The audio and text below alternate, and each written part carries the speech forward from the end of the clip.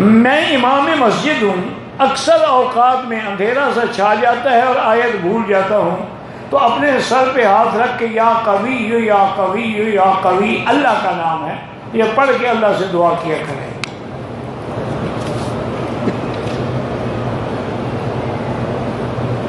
وہ بینک کی طرف سے قربانی پہ دم اس لیے آتا ہے کہ ترتیب قائم نہیں رہتی۔ آپ نے کنکریاں مار لی، اب آپ کو کیا پتا کب قربانی ہوئی۔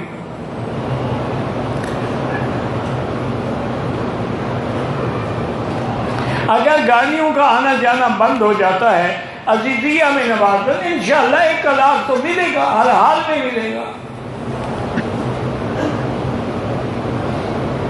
مدینے سے واپسی پر اگر حیض ہو تو وہی مدینے سے احرام باندھے گی، حیض کی حالت میں نیت کر دے گی، لبیک بے عمر سے لبیک اللہ لبیک پڑھتے ہوئے مکہ آ جائے گی، جب پاک ہو جائے گی تو عمرہ کرے گی۔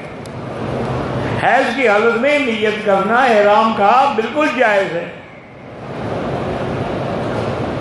ذی الحجہ کے پہلے ہفتے میں مدینے سے واپسی ہوگی، عمرہ ادا کرنا ہوگا، بالکل کر سکتے ہیں، وہاں سے حج کا احرام باندھ کے آ جائیں تو آ سکتے ہیں۔ حنفی مسلک والے بھی عصر کی نماز امام حرم کے پیچھے پڑھیں۔ مزاروں کے اوپر جو لنگر شریف چلتے ہیں ان کا کھانا جائز نہیں ہے، وما اہل بہ لغیر اللہ میں شامل ہے۔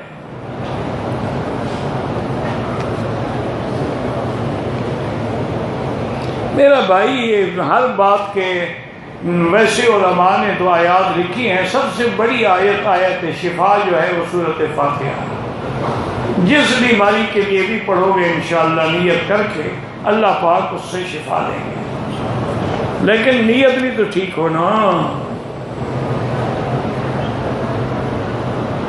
حج کے دنوں میں جو مسافر ہیں ان کی نماز قصر ہوگی، یہ مسئلہ اختلاف کا ان کے لیے ہے جو مکے کا مقیم ہے کہ وہ کیا کرے۔ حنفی مسلک میں وہ پوری پڑھے، باقی ائمہ فرماتے ہیں قصر کرے۔ تم ان جھگڑوں میں نہ پڑو، حاجی مسافر ہے۔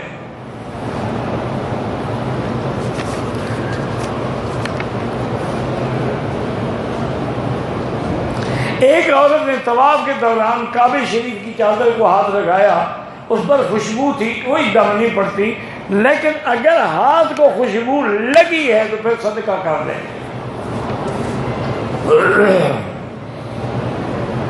ہر عمرے کے بعد احرام کا دھونا ضروری ہے؟ بالکل نہیں۔ کیوں؟ احرام کرنے سے عمرہ احرام پلید ہو جاتا ہے۔ عجیب عقل ہے، پتہ نہیں کہاں سے مسئلے گھڑتے ہیں لوگ۔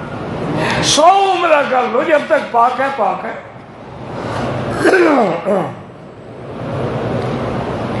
پاکستان سے واپسی پر سیل کبیر میقات عمرے کی نیت کے لیے رکا تاکہ احرام باندھ سکوں، آگے سختی تھی، بغیر احرام کی نیت کر لی، عمرے کی وہ اپنی چیکنگ کراس کر کے احرام باندھ لیا، ٹھیک ہے انشاءاللہ اللہ قبول کرے۔